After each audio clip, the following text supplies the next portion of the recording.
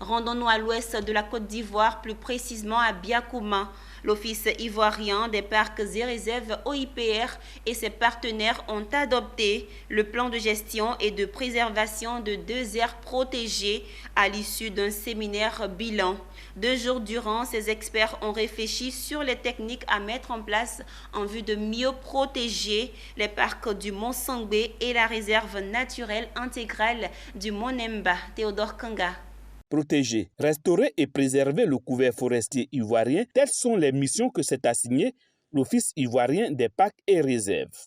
En vue de renforcer les capacités des agents et ses partenaires, les responsables de l'Office ivoirien des parcs et réserves de Côte d'Ivoire ont organisé le week-end dernier à Biakouma un séminaire dit séminaire bilan. Objectif, adopter le plan d'opération 2022, définir les activités de gestion du parc du Mont Sangbé et de la réserve naturelle intégrale du Mont Nemba. Au terme de ce séminaire, le général Tondo Sama Adama s'est réjoui du bon état de conservation de ces aires protégées.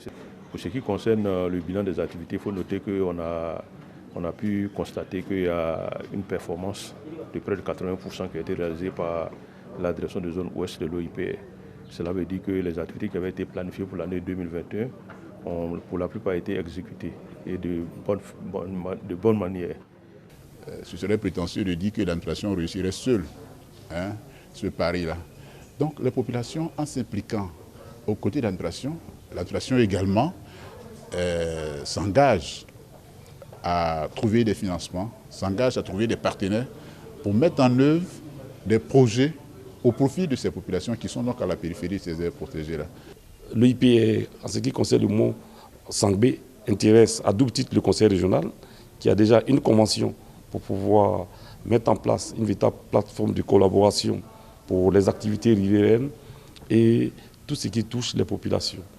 Dans notre village, l'OIPR nous a donné des projets comme l'élevage de poulets, les cultures, palmiers à huile, riziculture, pisciculture.